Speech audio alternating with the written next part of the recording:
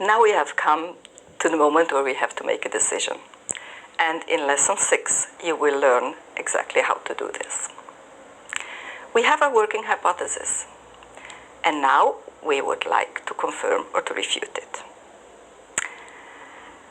There are some elements of evidence that will support our hypothesis, but we might also have found evidence that goes against it.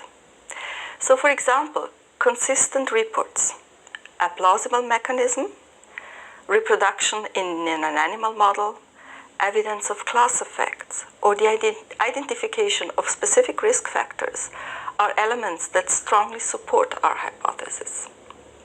On the other hand, unlikely causality, inconsistent case series, incompatible mechanisms, or a chronology that is not plausible will speak against our hypothesis. So if we assemble all the information that we have from our individual cases, our case series, the additional information that we have collected, and we put it together, we hope to be able to answer the question, is there a reasonable possibility that the drug is actually causing this?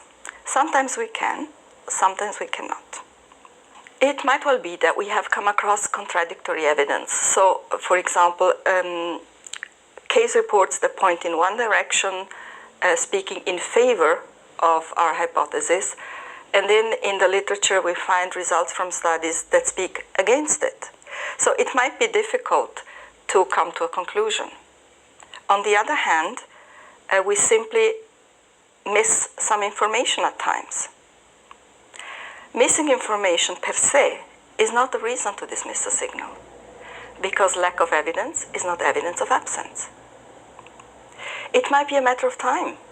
If a drug is new on the market and has a low penetration, we might want to wait, and we might want to get more informative, better documented case reports. On the other hand, there are also issues that cannot be answered with data from spontaneous reporting systems, and this is where we will need additional clinical or pharmacoepidemiological studies.